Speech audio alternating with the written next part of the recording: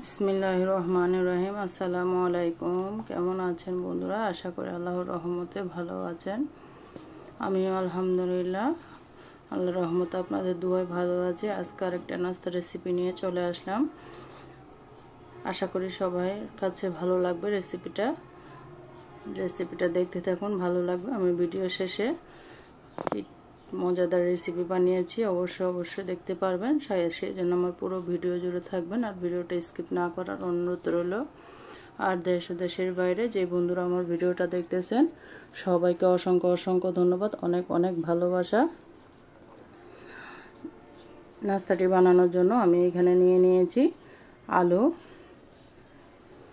আলু, পেঁয়াজ, কাঁচামরিচ সব একসাথে দিয়ে দিয়েছি। ভিডিওটা দেখাতে স্কিপ হয়ে গেছে। তারপর দিয়ে দিয়েছি স্বাদের জন্য আমি এখানে ম্যাজিক মশলা নিয়ে নিয়েছি। আপনারা আপনাদের পছন্দ মতো মশলা নিতে পারেন। আমার মতে ম্যাজিক মশলাটা দিয়ে নাস্তাটি বানানোই ভালো। তারপর দিয়ে দিয়েছি সামান্য একটু হলুদ গুঁড়া, হাফ চামচ থেকেও কম, পেঁয়াজ, ধনেপাতা, কাঁচামরিচ আর দিয়েছি 2টা আলু কুচি করে। তারপর দিয়ে দিয়েছি সামান্য জিরার গুঁড়া। এই নাস্তাটি বানানোর জন্য এই উপকরণগুলোকে আমি ভালো করে মেখে নিচ্ছি। ভালো করে মেখে নিতে হবে, যেহেতু আমি আটা দিয়েই নাস্তাটা বানাবো। আপনারা চাইলে ময়দা দিয়ে বানাতে পারেন। সেই জন্য ভালো করে মিশিয়ে আলুটা অবশ্যই কুচি করে কাটতে পারবেন, যতটা সম্ভব চিকন করে কেটে নেবেন।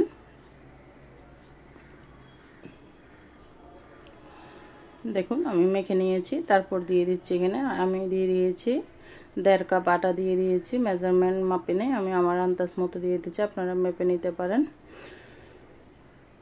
এই নাস্তাটি শর্টকাটে কিন্তু বিকালের নাস্তায় বা বাচ্চাদের টিফিনে আপনারা বানিয়ে দিতে পারেন। যখন বাসায় কিছু থাকবে না খাওয়ার মতো, তখনই আপনারা এই নাস্তাটা বানিয়ে নিয়ে খেয়ে ফেলতে পারবেন শর্টকাটে। অল্প সময়ে আটা আর আলু থাকলে, পেঁয়াজ, ধনেপাতা থাকলে হয়ে যাবে। এই অল্প উপকরণ দিয়ে আপনারা মজাদার নাস্তাটি বানিয়ে নিতে পারবেন। দিয়ে দিচ্ছি স্বাদ বাড়ানোর জন্য লেবুটা আপনারা না চাইলে স্কিপ করতে পারেন, আমি দিচ্ছি। আমার কাছে লেবু দিলে টেস্টটা ভালো লাগে, সেই জন্য 1 চামচ লেবুর রস দিয়ে দিয়েছি। আমি আটার সাথে আলুর খোসাগুলোকে ভালো করে মেখে নিচ্ছি। একটার পর একটা স্টেপ বাই স্টেপ আমি দিচ্ছি, আপনারা দেখতে থাকুন, ভালো লাগবে। এখানে দিয়ে দিচ্ছি সামান্য সোডা দিয়েছি। আপনারা চাইলে সোডা দিয়েছি, আমি খাওয়ার সোডা দিয়েছি। আপনারা চাইলে বেকিং পাউডারটা দিতে পারেন। বেকিং পাউডারটা আমার নাই, সেই জন্য আমি সোডা দিয়েছি। আপনারা আপনাদের বেকিং পাউডার থাকলে দিয়ে দিবেন। আর দিয়ে দিচ্ছি নর্মাল পানি, নর্মাল টেম্পারেচারে থাকা পানি, একদম নর্মাল ঠান্ডা পানি দিয়ে আমি আটাগুলোকে অল্প পানি দিয়ে মেখে নিতে হবে। একটা সুন্দর একটা ব্যাটার তৈরি করব। ব্যাটারটা কিভাবে তৈরি করতেছি দেখতে থাকুন, দেখলে বুঝতে পারবেন আমি এই নাস্তার ব্যাটারটা কিভাবে তৈরি করেছি। অল্প পানি দিতে হবে, বেশি পানি দিলে কিন্তু হবে না। এই নাস্তাটা কিন্তু আমাদের চট্টগ্রামের বাসায় প্রায় সব ঘরে বানায় দেখি। তখনকার মেহমানদেরকে কিন্তু আমাদেরকে দেখতাম এই নাস্তাটা বানিয়ে দিত। মেহমান আসলে এটাকে আমরা চট্টগ্রামের ভাষায় পোয়া পিঠা বলি। আপনাদের দেশে কি বলে, কোন ডিস্ট্রিক্টে কি বলেন অবশ্যই বলে যাবেন। আর দিয়ে দিচ্ছি একটা ডিমটা অপশনাল, আপনারা চাইলে দিতে পারবেন। ডিমটা দিলে কিন্তু মজা হয়, দারুণ মজা হয়। একটা বড় সাইজের ডিম দিয়ে দিয়েছি। আটা যেহেতু 1.5 কাপ নিয়েছি। তারপর দিয়ে দিচ্ছি স্বাদ বাড়ানোর জন্য চিনিটা অবশ্যই দিবেন। চিনি না দিলে কিন্তু জাল পিঠাগুলো ভালো লাগে না। দুর্দান্ত এই মজাদার পিঠাটা আপনারা অবশ্যই বাসায় একবার হলেও ট্রাই করবেন। আর বন্ধুরা, আমার চ্যানেলের যদি নতুন বন্ধু এসে থাকেন অবশ্যই চ্যানেলটিকে সাবস্ক্রাইব করে দিবেন। ভালো লাগলে আপনাদের পাশে থাকতে পারেন, সাবস্ক্রাইব করে বেল আইকনটি অল করে দিবেন, যেন আমি ভিডিও দেওয়ার সাথে নোটিফিকেশানটা আপনাদের মাঝে চলে যায়।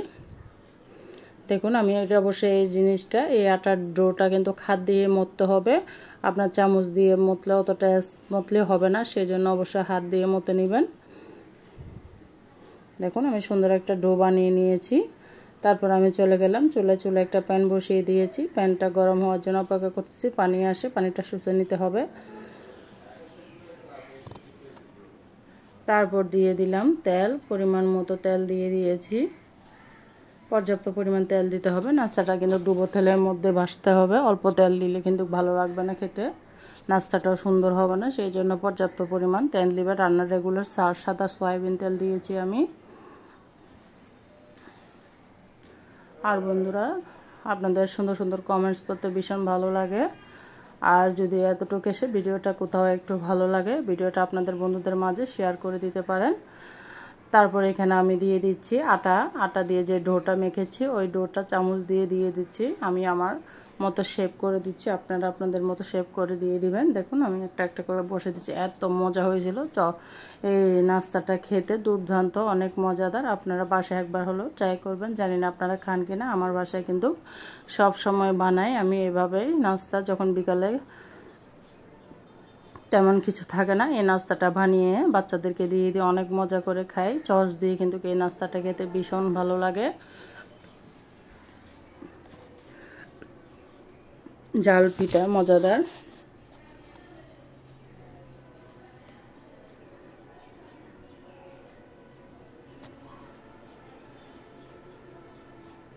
আমি একটা একটা করে দিয়ে দিয়েছি। এবার আমার এক পাশ হয়ে গিয়েছে, আমি একটা কাঁটা চামচের সাহায্যে উল্টিয়ে দিচ্ছি বন্ধুরা।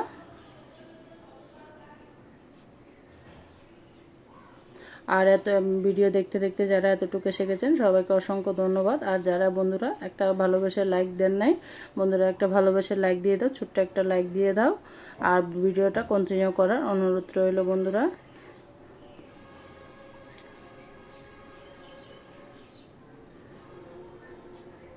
উল্টিয়ে দিয়েছি আমি। আমার নাস্তাটা প্রায় হয়ে গিয়েছে। দেখুন খুব স্বাদের একটা নাস্তা, আটা দিয়ে হলেও কিন্তু খেতে দুর্দান্ত। আপনারা, আমি বলবো বাসায় এভাবে বাচ্চাদেরকে বিকালের নাস্তা হিসেবে দিতে পারেন। আমার বাচ্চারা তো কিন্তু অনেক অনেক পছন্দ করে এই নাস্তাটা, সেই জন্য আমি সবসময় আমার বানানো হয়, প্রায় সময় এই নাস্তাটা আমি বানিয়ে নিই। তার জন্য আজকে আপনাদের মাঝে শেয়ার করে দিলাম আমরা কীভাবে বিকালবেলার নাস্তাটা মাঝে মধ্যে রেডি করি।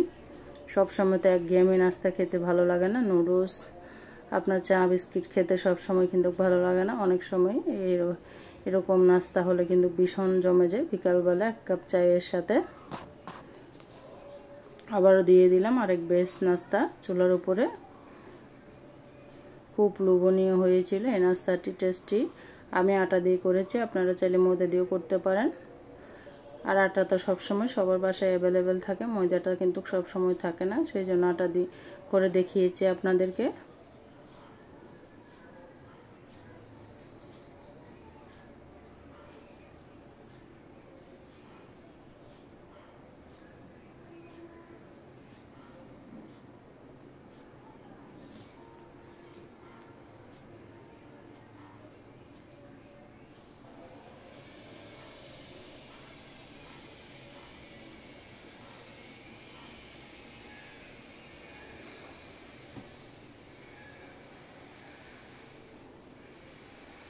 আমি একটা একটা করে উঠিয়ে নিচ্ছি। আমার নাস্তা ভাজা প্রায় হয়ে গিয়েছে বন্ধুরা।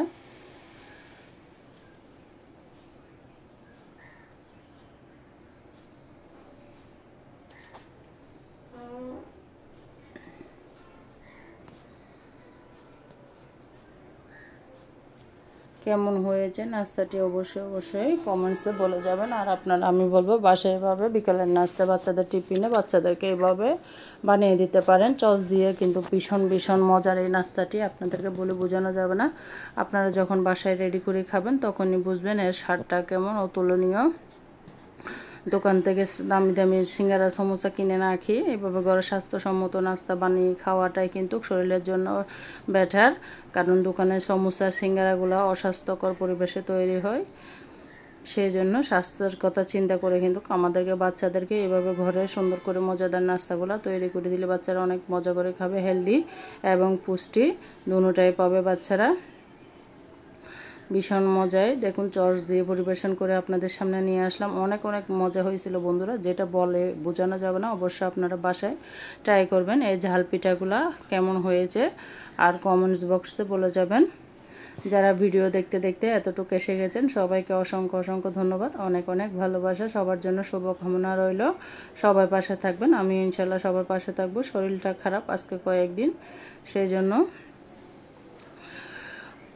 বন্ধুরা এই দেখুন খুব মজাদার লোভনীয় নাস্তাটি। সবাই ভালো থাকবেন, সুস্থ থাকবেন, নিজেদের খেয়াল রাখবেন, পরিবারের খেয়াল রাখবেন, আমার জন্য দোয়া করবেন। আসসালামু আলাইকুম রহমতুল্লাহি ওয়া বারাকাতুহু। আল্লাহ হাফেজ।